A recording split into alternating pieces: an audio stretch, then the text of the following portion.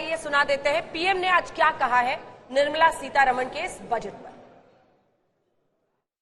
इस बजट में कंटिन्यूटी का कॉन्फिडेंस है। ये बजट विकसित भारत के 4 स्तंभ युवा, गरीब, महिला और किसान सभी को एम्पावर करेगा। निर्मला जी का ये बजट देश के भविष्य के निर्माण का बजट है। बजट में 2 महत्वपूर्ण निर्णय लिए गए हैं। रिसर्च और इनोवेशन पर 1 लाख करोड़ रुपए का फंड बनाने की घोषणा की गई है। बजट में स्टार्टअप्स को मिलने वाली टैक्स छूट के विस्तार का भी ऐलान किया गया है। भारत में 21वीं सदी के आधुनिक इंफ्रास्ट्रक्चर के निर्माण के साथ ही युवाओं के लिए अनगिनत रोजगार के नए अवसर तैयार होंगे। गरीबों के लिए हमने गांवों और शहरों में 4 करोड़ से अधिक घर बनाए। अब हमने 2 करोड़ और नए घर बनाने का लक्ष्य रखा है। हमने 2 करोड़ महिलाओं को लखपति दीदी बनाने का लक्ष्य रखा था। अब इस लक्ष्य को बढ़ाकर 3 करोड़ लखपति दीदी बनाने का कर दिया गया है। तो जितने भी लोग पैनल में बैठते हैं, हम एंकर्स भी टैक्स के दायरे में तो आते हैं और टैक्स पर सबकी नजरें टिकी रहती हैं, लेकिन इस मामले में आज काफी ज्यादा निराशा हुई सभी को। वो हिस्सा आपको वित्त मंत्री के भाषण का सुना देते हैं जहां पर उन्होंने कहा कि कोई छूट, कोई राहत नहीं मिलेगी।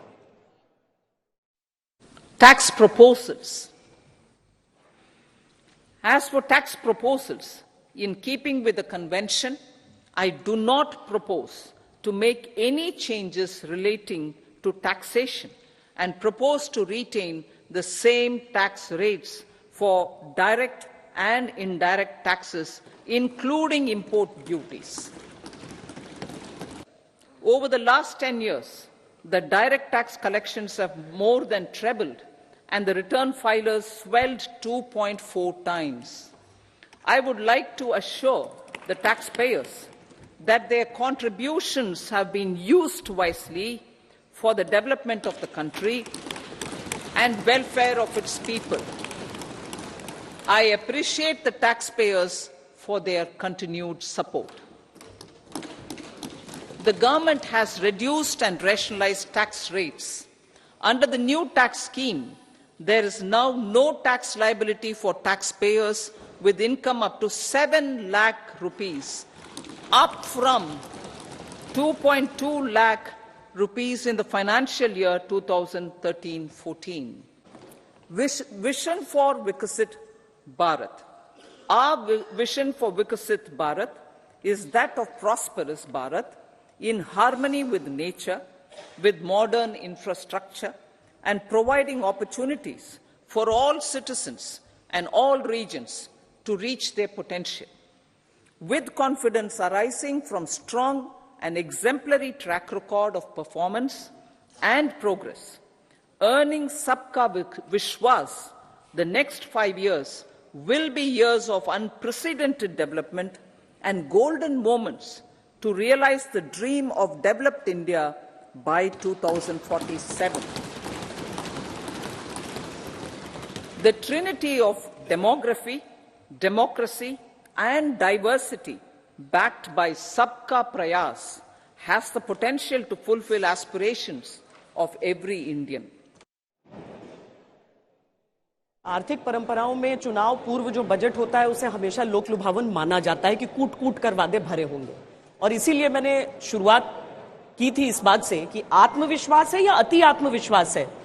आत्मविश्वास गवर्नमेंट का है, आत्मविश्वास प्रधानमंत्री का, जो उन्होंने एक बार नहीं 3 बार बोला है, और 140 करोड़ जनता का आत्मविश्वास है कि ये गवर्नमेंट आएगी और ये गवर्नमेंट इस देश को विश्व गुरु बनाएगी, विकसित भारत बनाएगी। और इसके लिए जो खाका बनाया है जिस तरीके से हमने सोचा है, वो गवर्नमेंट थी जो कांग्रेस की, जो 10 साल में 10वें से 10वें नंबर पे रखी थी। हम 10वें नंबर से 5वें पे आते हैं। हमने तीसरे का वादा कर दिया है। उसके बाद में हम किस तरह से 7 ट्रिलियन इकोनॉमी करते हैं और विकसित भारत का एक रास्ता बनाते हैं। और सबसे बड़ी चीज जो प्रधानमंत्री जी ने महिलाओं का बोला है, आज स्टेज पे हमारे 3 एंकर महिलाएं हैं। ये हम देख सकते हैं कि जो इन्होंने वादा किया है कि 3 करोड़ हम लखपति बनाएंगे, वो एक बड़ा वादा है। राजेश जी, आपकी बातों से तो लग रहा है कि 2024 में आपकी सरकार बनने वाली है, तो अतीत आत्मविश्वास ही हुआ ना ये, क्योंकि निर्मला जी भी ये कह रही है कि अगले 5 साल का बजट भी हम ही पेश करने वाले हैं और सबका साथ सबका विश्वास ही इसका पूरा आधार होने वाला है। वो अति आत्मविश्वास नहीं है, ये देश की जनता का विश्वास है, जन जन का विश्वास है, महिला का है, युवा का है,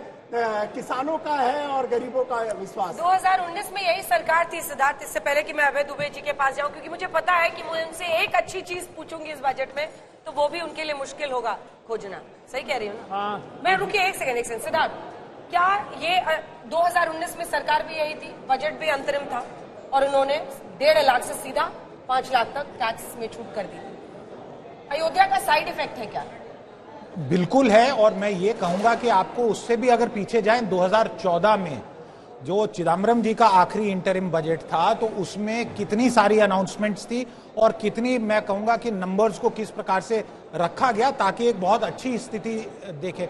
अब जैसे जैसे हमने बजट को और थोड़ा बारीकी से आज देखा है, मैं यही कहूंगा कि बिल्कुल कहीं इधर उधर नहीं है। कुछ टारगेटेड इनिशिएटिव्स हैं जहां सरकार को लगता है कि संकेत देने हैं और कहीं पे डायरेक्शन देनी है, वही किया है। और जो फिस्कल डेफिसिट को लेके जो नंबर जताए गए हैं, कई अर्थशास्त्री ये कह रहे हैं कि ये कैसे होगा, इतना बड़ा कैसे घटाएंगे। और उसके पीछे जो कॉन्फिडेंस है अंजना जी, वो बहुत बड़ी है। ओवर कॉन्फिडेंस ये विषय तो शायद मैं नहीं आंसर कर पाऊंगा, बट इकोनॉमिकली बहुत ही क्रेडिबल सेट ऑफ नंबर्स।